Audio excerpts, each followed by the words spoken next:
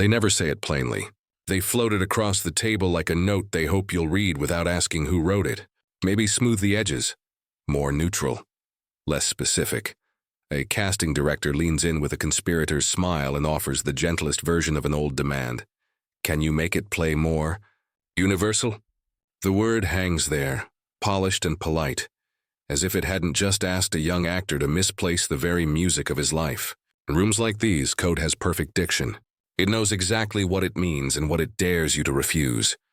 The message is centuries old, dressed in new clothes each season. Act more white. He sat in one of those rooms with a good suit on and a better spine, and felt the tug to make himself smaller, smoother, quieter. He had learned early that the industry could love your talent and still try to launder your truth. He had also learned that a no can be a beginning. He asked a question about the character's humanity, where it was, why it wasn't on the page, and the temperature dropped. He kept asking. Days later, the job was gone. He walked out with a paycheck forfeited and a purpose clarified. If authenticity costs, he would pay. Years later, on a different stage in a different suit, the campus where he'd trained his purpose welcomed him home and handed him a microphone. He told the story to young artists with cords around their necks and caps in their laps.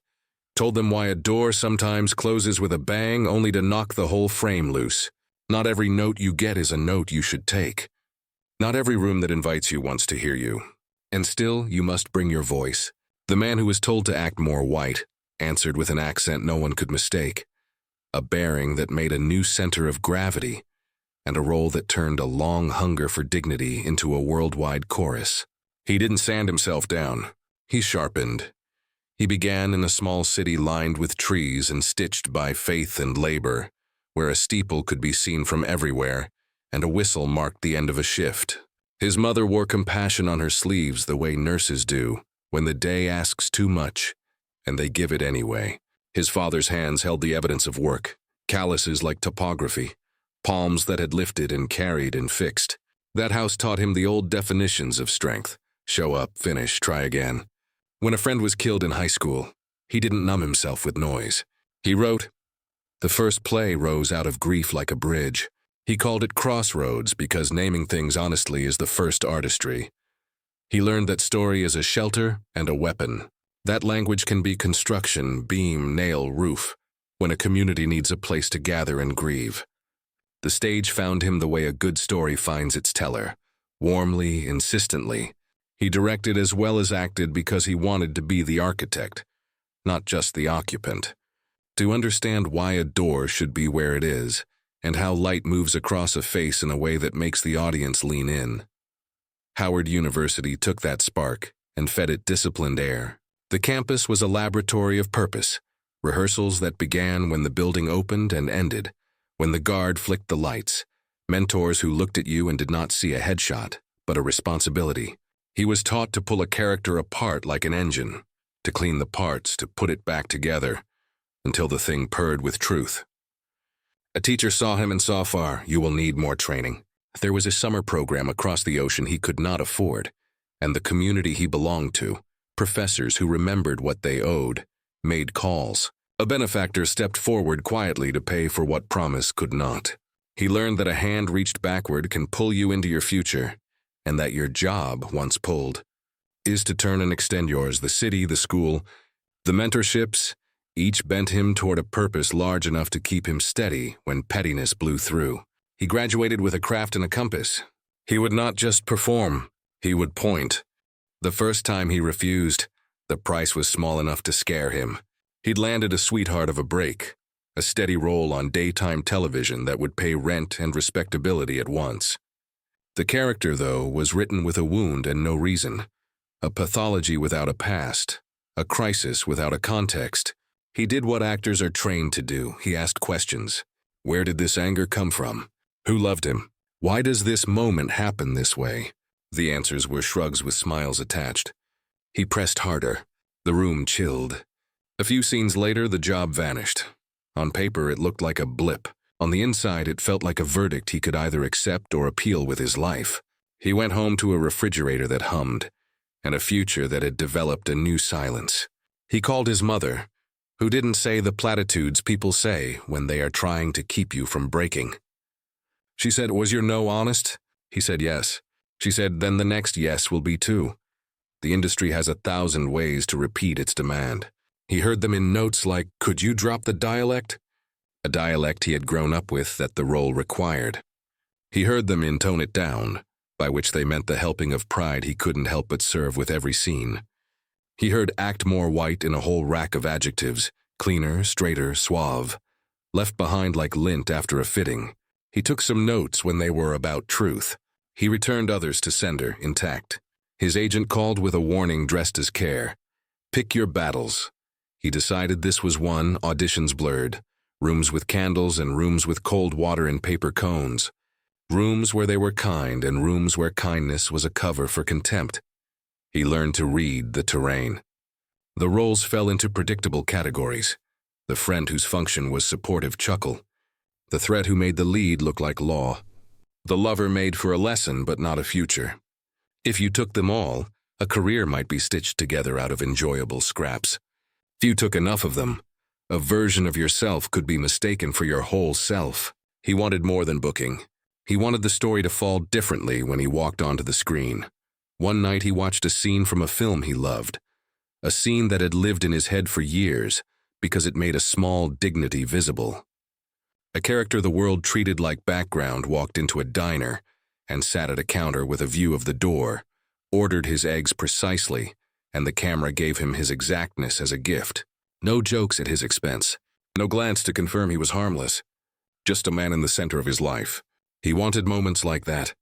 He wanted to carry them into rooms that hadn't thought to write them. He began to get called in for roles that required a particular steadiness. Men whose shoulders had learned how to hold more than their share. He studied not just the lines but the era, the exact shape of a cap, the correct way a bat is gripped when the stadium is both battlefield and sanctuary, the dance between a performer and a band when the man in the suit is the lightning, and the room is his storm. The cadence of a lawyer who understands that language is a machine that can either grind you down or lift you up. He did not imitate. He inhabited. Still, the industry's old script kept slipping under his door. Could he soften that anger? Soften it enough that the audience doesn't get uncomfortable? Could he smooth that certainty? It reads as arrogance. Could he act more white? They didn't say it that way, of course. They didn't have to. He brought back something else. A bearing that made the question feel quaint. He lived lean. He worked stages off the highway and off Broadway. Directed when he wasn't cast. Wrote when he wasn't hired to speak. He made rent as 1,000 good actors do. Barely, with small lies told to his pride and large truths told to his hunger. He ordered coffee in diners and stayed long enough to memorize the way people sit when they are angry, but must be polite. Information useful in the next audition and the next. He learned to say no with a smile. He turned down roles that would have made a deposit, but withdrawn too much from the account he was building in his own eyes. In those months, a stack of them, when the phone didn't ring with anything that felt like purpose, he called on the friendships that had been forged when nobody had money but everyone had time. He ran lines at midnight in borrowed rehearsal rooms, traded dress shoes for boots and back, learned how to find stillness that wasn't stiffness, power that wasn't volume. The resistance grew muscles. He advocated for lines to be moved, for a gesture to be earned, for a moment to sit in silence long enough for the audience to feel what the character feared to say. On sets where his character was both main and mirror, he asked that the camera hold him as it held others, not as exception, not as threat, but as equal. He understood that the frame tells the truth people later mistake for reality. He fought for a frame that didn't diminish him before he started. The community fought with him. Friends reminded him of who he was, when the industry's return emails tempted him toward lesser versions. Mentors sent him texts with 3 words, "Keep your purpose," and he read them like he read scripture, with skepticism on hard days, with tears on others. He spoke to young actors in cramped classrooms and open lawns, told them that the notes they refused would cost them, but that the bill for living as a stranger to yourself is steeper. He told them that a no with intention is a bridge, and that if enough of them are built, there is a crossing none of them could manage alone. He paid attention to the changes that mattered. Scripts began to arrive that didn't smell of condescension. Roles that didn't introduce him as a lesson or a lesson in waiting. He began to be asked to carry history on his back, the lives of men whose names had become both story and symbol. He carried them with tenderness, aware that worship is a lazy way to handle complexity. He let genius be sweaty. He let heroism limp. He let dignity joke without asking permission first. He understood that to humanize is not to minimize. Some fights were quiet. On one film, he argued for an accent to be restored. Authenticity is a landscape. The mouth shapes, the breath, the rhythm of a language told into your bones by elders. Some around him wanted to flatten it for fear that the audience would not listen carefully. He insisted that the audience had always listened carefully when it wanted to, and that it was time to demand it want to. When the film opened and the dialect rolled across the world like a tide, he sat in the back row and felt a particular joy. Not victory exactly, but vindication. There were days the industry still showed him its old face. Award season made him visible in rooms that had never learned how to look without qualification. He smiled and shook hands and told stories that made people comfortable enough to open their wallets for the next project, because sometimes that's the business.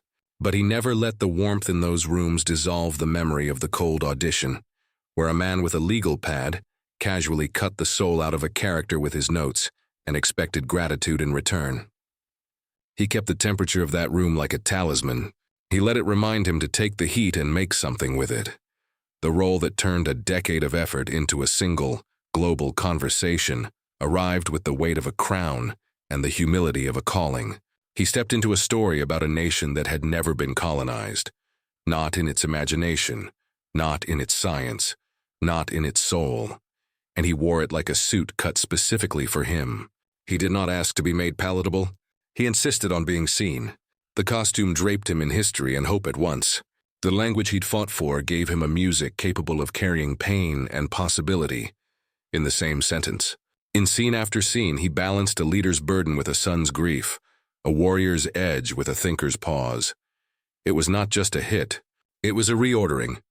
Children in living rooms around the world arranged their bodies to imitate him, not because he was the latest toy, but because he stood with a posture that told them what dignity looks like. Grown men and women brought their elders to theaters so their elders could see what had been invisible to them on the biggest screens for their entire lives.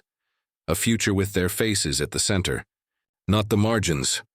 The box office tallies felt like vindication, only because the culture had been so stubbornly wrong for so long about what people wanted.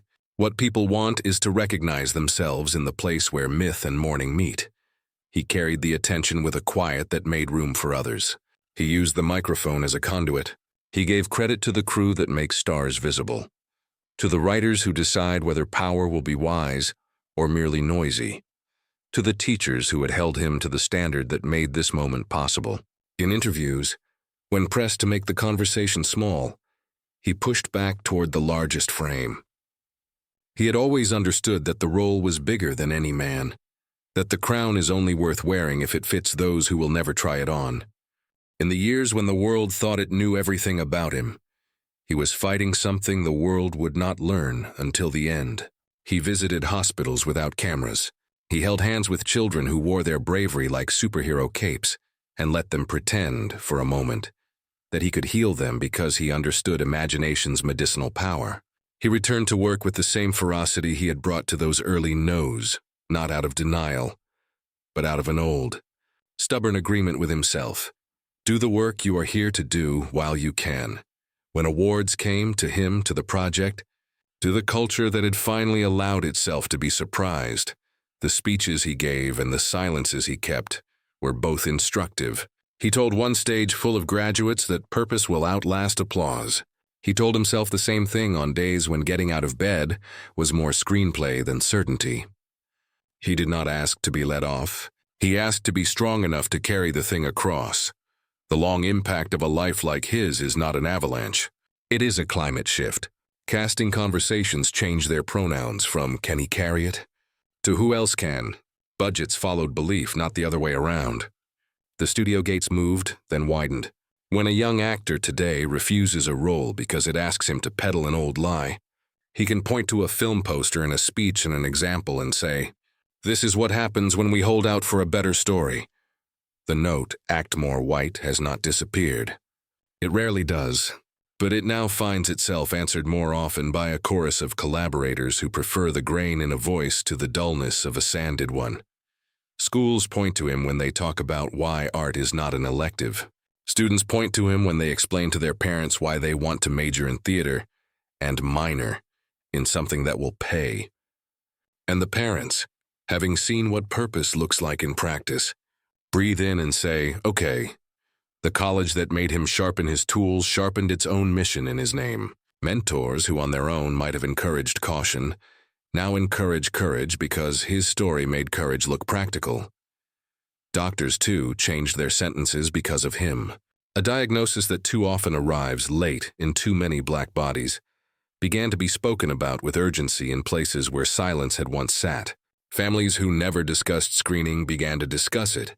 Men learned to accept discomfort in service of time because a man they loved on screen had made the conversation impossible to avoid.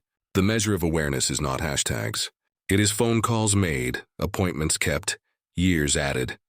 He had always wanted his career to be more than his career. He wanted it to be a map. In his choices, of roles, of fights taken, of notes returned unscribbled, he drew it. You can follow it now. Start where you are. Refuse what hurts your soul. Train until truth is your only habit. Assemble people who will remind you when you forget. Build rooms that weren't there when you entered. Leave the door open on your way out. There will always be rooms that ask you to shrink. There will always be notes dressed as compliments that hope you will labor to erase the thing that makes you worth listening to.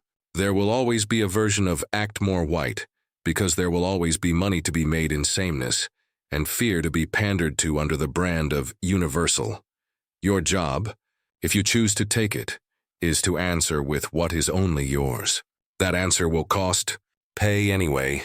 The bill for self-erasure is higher in the end. If you are a gatekeeper, throw away the code. Say what you mean and then stop meaning it.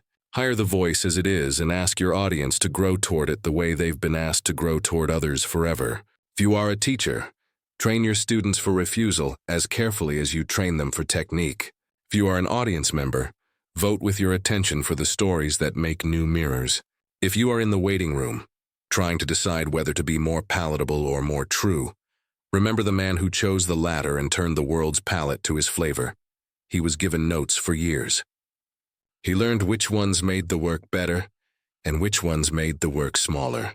He rejected the wrong ones so faithfully that when the right role arrived, he carried it like a citizen carries a flag. High, steady, with a grace that made following feel easy. He did not act more white, he acted more himself. The world, reminded of what it really wanted, applauded not just him, but what he represented, the end of a long lie and the beginning of a longer truth. So here is the call to action, as simple and demanding as any good line. Don't sand yourself down for a room that was built badly. Bring your grain.